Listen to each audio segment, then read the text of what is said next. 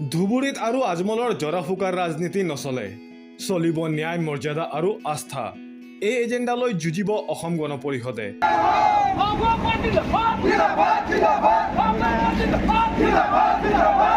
বুধবাৰে ধুবুৰী লোকসভা সমষ্টিৰ ঐতিহাসিক পাণবাৰী মছজিদত উপস্থিত হয় কমলপুৰ বিধানসভা সমষ্টিৰ প্ৰাক্তন বিধায়ক তথা বৰ্তমান অসম গণ পৰিষদৰ কেন্দ্ৰীয় সমিতিৰ সাধাৰণ সম্পাদক সত্যব্ৰত কলিতা আৰু অসম গণ পৰিষদৰ কেন্দ্ৰীয় সমিতিৰ উপসভাপতি অপূৰ্ব ভট্টাচাৰ্যৰ লগতে কেইবাজনো নেতাকৰ্মী। 10 তাৰিখৰ পিছত ঘোষণা হ'ব অসম গণ পৰিষদৰ প্ৰাৰ্থীৰ তালিকা। ধুবুৰীত অসম গণ পৰিষদে আজমলক প্ৰতিহত কৰাৰ বাবে ন্যায় মৰ্যাদা আৰু আস্থা এই এজেণ্ডাৰে চলাব নিৰ্বাচনী প্ৰচাৰ। ধৰ্মৰ নামত জৰা ফুকাৰ নামত আৰু নচলে আজমলৰ ৰাজনীতি। এজিপিৰ দাবী, বিগত 15 বছৰে ধুবুৰীত কোনো উন্নয়ন হোৱা নাই। কংগ্ৰেছ কোনো ফেক্টৰ নহয়, কংগ্ৰেছৰ নিজৰ ভিতৰ চৰাৰে নাই কোনো স্থিতি।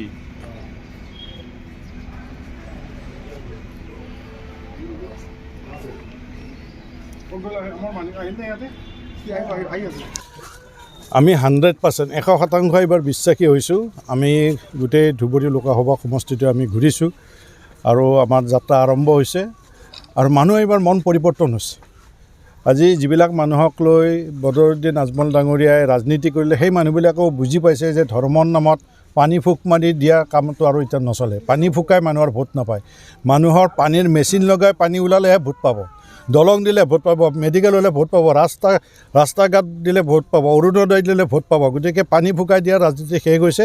সেইকাৰণে সমগ্ৰ আজি উত্তৰ পাৰে হওক বা দক্ষিণ পাৰে হওক, এই সকলো অঞ্চলৰ মানুহে এতিয়া মানে বদৰুদ্দিন হাটাও অভিযানত সকলোৱে আমাক অকুণ্ঠভাৱে সকলোৱে ইয়াত যোগদান কৰিছে আৰু আমি আশা কৰোঁ পৰৱৰ্তী যিটো নিৰ্বাচন হ'ব দেখিব অকল অসম নহয় ভাৰতবৰ্ষৰ ভিতৰতে ধুবুৰীবাসী ৰাইজে এক পৰিৱৰ্তনৰ ইংগিত আৰু পৰিৱৰ্তনৰ এক ধুমুহা ইয়াত বলাবৰ কাৰণে সক্ষম হ'ব পাৰে।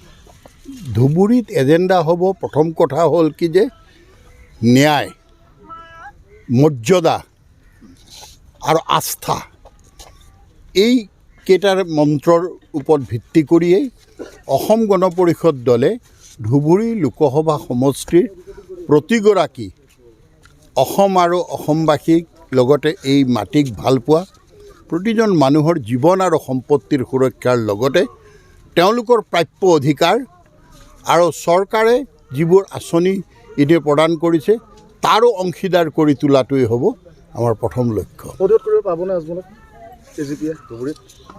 চাওক, জনসাধাৰণে যদি সিদ্ধান্ত লয় তেনেহ'লে কোনো ব্যক্তি ডাঙৰ নহয়। কাৰণ সেই হোজাইৰ পৰা আহি ধুবুৰীবাসীয়ে বহুত মৰম দিলে।